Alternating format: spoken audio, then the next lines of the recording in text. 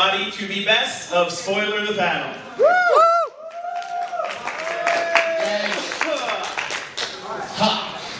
How many of you guys have been to a spoiler show before? Alright. Let's ask the other question since I can't actually see. How many of you have never been to spoiler before? Well, you do it to me. Fair enough. Alright, so let's tell you a little bit about spoiler, and that means, cover our asses. Spoiler is a comedy presentation. It is not X-rated, it is not 18+, but we sure do swear a lot. It is R-rated, it is definitely R-rated, we swear a lot. There are pictures of dubious, well, look at the picture on the screen right now. And you might see my boobs. That is, I wouldn't say that's representative. Our subtitle is 7 Years of Cyborg Man Penis Edition. We like that picture. So, that's a picture from, we'll end up spoiling that picture eventually. is more or less as bad as it gets, so if you're not offended by that picture, and you're not offended by strong language, and you're not offended by adult humor, then you're probably okay. Before we actually get started, I actually want to go into a little bit of the history of Spoiler. Spoiler, God, we've been doing this for 7 years. Lightweight. What? Lightweight. Yeah. Thank you. We've had ups and downs. We've, played Comic-Con. We've played Otakon. I even got to do some spoiler bits at E3 one year. But it all started at AnimeUSA. AnimeUSA, one year, we went to a panel about narrative and RPGs, and I talked about Eris dying. And someone got really upset that I mentioned Eris dying.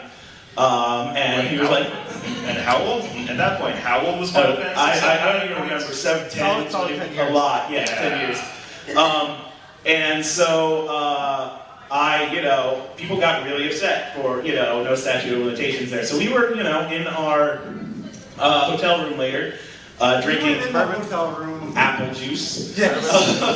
It means bourbon. Delicious fermented apple juice. And Some barley.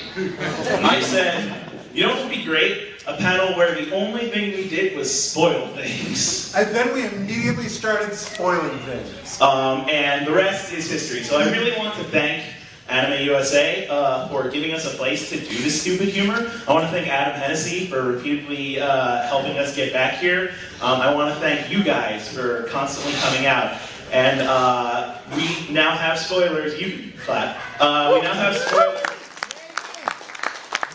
We now have spoilers from all the way back to the very beginning when he had no idea what we were doing and listing people from anime who we thought were Jesus. And all the way up to modern day where we have Cyborg Man Penis. So we hope that you enjoy. But you guys voted for this. You went on our website, you filled out the form, and you drilled us on it. So let's start. Dim the lights. Dim board. Dim the lights, please. At least over, Little. by the Yes. projector. No? Yes. He's working on it. Cool. Hey, whoa. All right. Okay. Yeah, there we go. Kill the floodlight. A little bit. Somebody dropped the disco ball. All right. Okay. So let's not pull any punches and start with a spoiler that you all voted best spoiler of all time. Yes, now we can't read. That was a little too much. All right. All right. We're getting it. We're getting it. We're getting it. Tradition spoilers is a little technical. Yeah. Difficulty. Things were running This is fine. This Yeah. is fine. All right. Yeah. Let's not pull any punches and start with the spoiler that you voted as best spoiler of all time. Beck. Yes. Beck is a story about a band named Beck, except it has nothing to do with the real band named Beck. Beck, the anime band Beck, got its name from a dog named Beck, as opposed to the real band named Beck, who may have also gotten its name from a dog named Beck, but a different dog named Beck with a dog named Beck in the anime Beck. Beck, the real band Beck, exists within the anime Beck as an inspiration to Beck. I mean the anime band Beck, not the dog Beck, neither the anime dog Beck nor the real dog Beck. This means that the real dog Beck also exists within the anime Beck, but is still separate from the anime dog Beck, even though the real dog Beck in the anime Beck would be an anime dog named Beck, but not the anime dog named Beck, but not real anime band Beck from the anime Beck got the name Beck from. Beck, the not real dog, not anime dog, not real anime dog, not real band, not anime real band, not anime but in anime band Beck, had copyright issues with the real non-anime band Beck. However, these copyright issues were not real copyright issues, they were anime copyright issues. In the anime Beck with the anime real band Beck, which forced the in-anime not real anime band Beck to change its name to Mongolian Chop Squad in Anime America. This solved the not real anime copyright issues the not real anime band Beck named after the not real anime dog Beck had with the real not real anime band Beck named after the real anime not anime real dog in anime dog Beck for the anime Beck, not the anime band Beck, but the anime without real copyright issues Beck. Ha! Actually, I think this makes everything a lot simpler. Okay, let me start over. Beck is an anime about a band named Mongolian Chop Squad.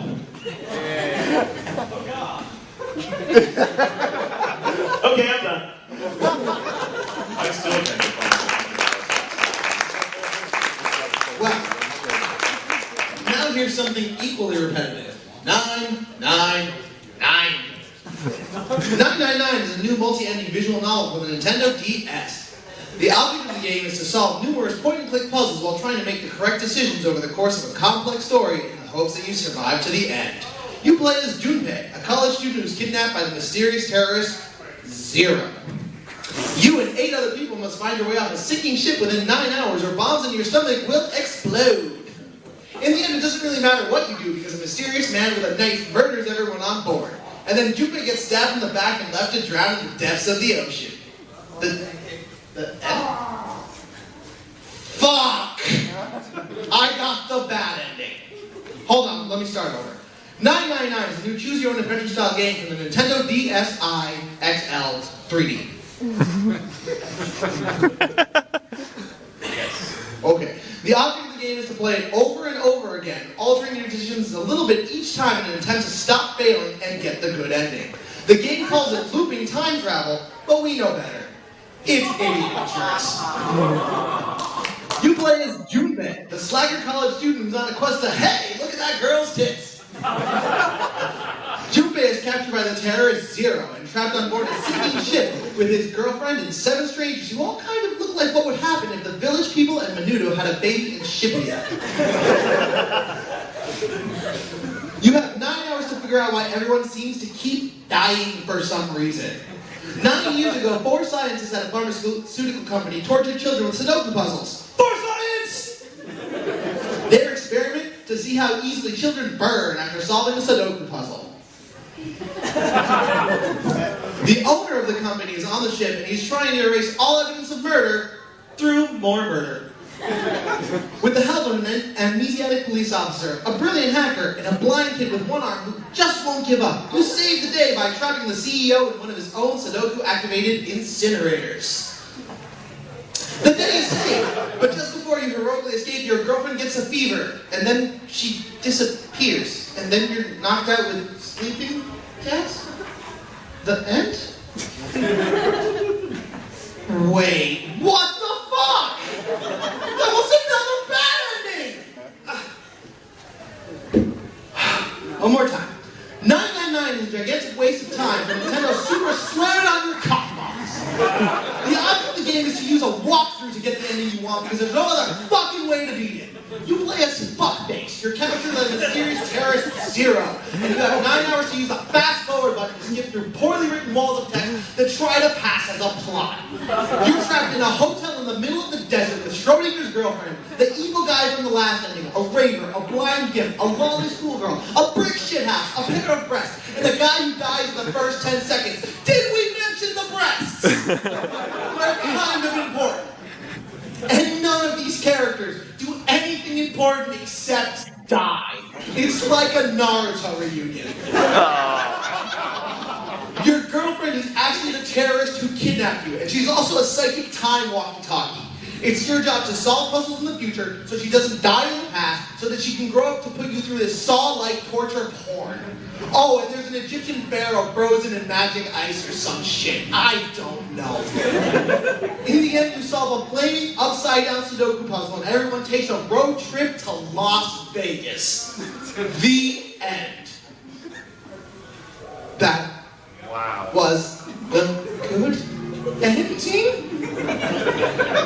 I spent hours of my life doing math and reading hundreds of pages of text, and all I get for it is a passive-aggressive girlfriend, a broken-down car, and a congratulations? It's like fucking college all over again! No, just no. This is how it should have gone. 999 is a new puzzle game for the DS about a polite British professor and his apprentice who travel around London and solve mysteries. There! Fixed it for ya! That was pretty stupid. Hey, how about something else that's really, really stupid? Yu-Gi-Oh! 5Ds.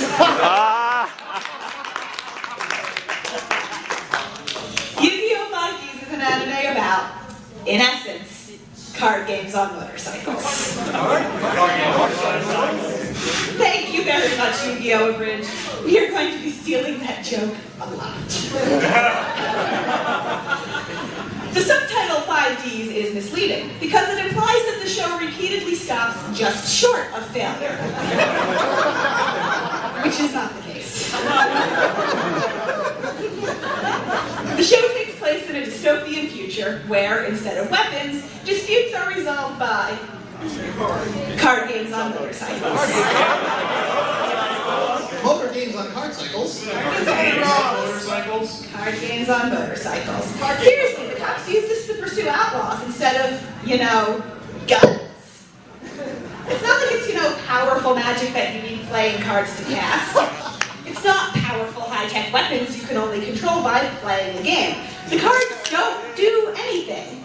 Okay, they create holograms, but really, it's literally just, everybody, card games on motorcycles. Now, if you lose the card game, your motorcycle does stop. But it's not because the motorcycles are like powered by card games or something. They just built them that way.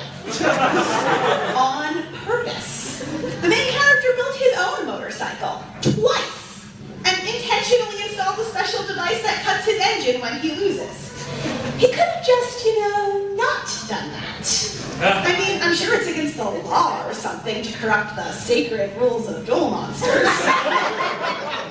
So the cops might have tried to arrest him for building an illegal motorcycle. Oh wait, no, shit, they can't. They don't have guns. They are only with card games on motorcycles. And if their card games can't stop your motorcycles, then they are fucking powerless. I mean, one douchebag with a combustion engine could take over the whole world. So apparently some dumbass producer went to the Yu-Gi-Oh! Writers and said, apparently card games are boring. We need to spice it up. How about you put them on motorcycles? And then the writers went out and failed to properly execute that concept. Their hook was card games on motorcycles, and they couldn't live up to that potential. Actually, if you want me to be honest, their hook was Cyborg tries to go back in time and kill everybody on motorcycles. They couldn't live up to that potential either. I mean, these guys couldn't make Yu-Gi-Oh! Cool with the fucking Terminator plotline. That's like if Nazis started the Holocaust, but then accidentally destroyed the Earth. Except before we found out about it, they sold the license to 4 kids. So, in America, the nukes are actually a thunderstorm machine.